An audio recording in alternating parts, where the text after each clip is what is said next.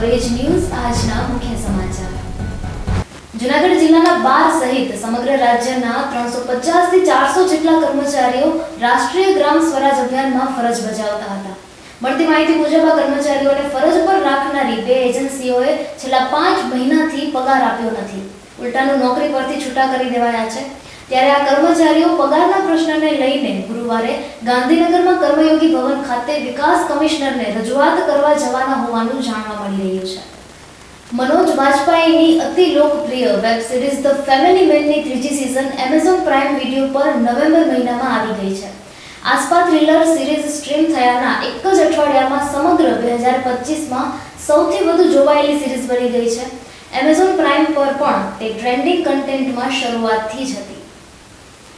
જૂનાગઢમાં ભક્તકવિ નરસિંહ મહેતા યુનિવર્સિટી દ્વારા તાજેતરમાં इंटर कॉलेज साइक्लिंग स्पर्धा यूनिवर्सिटीना कुलपति प्रोफेसर प्रतापसिंहजी चौहाणना मार्गदर्शन तळे संपन्न थई हती। भाईओनी साइक्लिंग स्पर्धामां भूतिया दिव्येश भरतभाई, कोशिया महेंद्र मालदेवभाई अने वाढिया सागर, तेवी ज रीते बहनोनी स्पर्धामां सासाणी भूमिका रमेशभाई, गोहिल सोनिया मनोजभाई अने परमार प्रज्ञा रमेशभाई पसंदगी पाम्या हता। होमगार्ड जवानो माटे खुशीना समाचार सामे આવ્યા છે। राज्य सरकारे होमगार्ड जवानोनी निवृत्ति वय मर्यादामां 3 वर्षनो વધારો કરવા અંગે એક મહત્વપૂર્ણ નિર્ણય લીધો છે।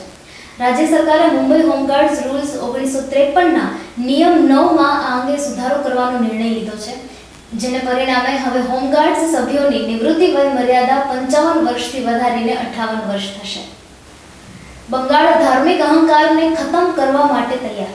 लगभग 5 लाख लोकोए रविवारे कोलकाताना ब्रिगेड परेड ग्राउंड में आयोजित विशाल श्रीमद भगवत गीता पाठ समारोह में भाग लीधो हतो।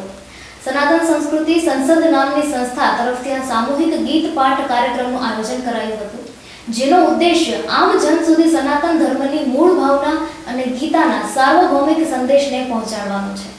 कार्यक्रमની अध्यक्षता महामंडलेश्वर स्वामी ज्ञानानंदजी महाराजे करी છે। आ कार्यक्रमમાં मुख्य अतिथि तरीके पद्मभूषण साध्वी ऋतंभरा અને બાગેશ્વર ધામના ધીરેન્દ્ર કૃષ્ણ શાસ્ત્રી પણ શામેલ થયા હતા। રાષ્ટ્રગીત વંદે માતરમની 150મી વર્ષગાંઠ નિમિત્તે આજે સંસદમાં યોજાનારી ખાસ ચર્ચામાં રાજકીય ઘમાસાણ જોવા મળ્યું હતું। 1937માં વંદે માતરમનો આત્મા તેનો મહત્વપૂર્ણ શ્લોક દૂર કરવામાં આવ્યો હતો। गीत टुकड़ा થઈ ગયું હતું। આ ભાગલાએ જ દેશના વિભાજનના બીજ વાવ્યા હતા। આ મહાન રાષ્ટ્રીય મંત્ર સાથે આટલો અન્યાય કેમ કરવામાં આવ્યો?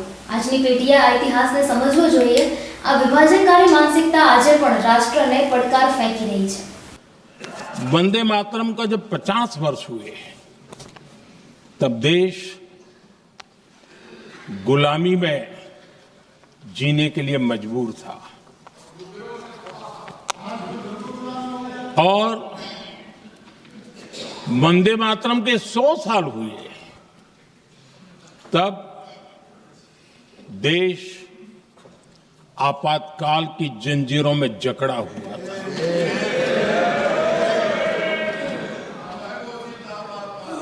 जब वंदे मातरम 100 साल के अत्यंत उत्तम पर्व था तब भारत के संविधान का गला घोंट दिया गया था।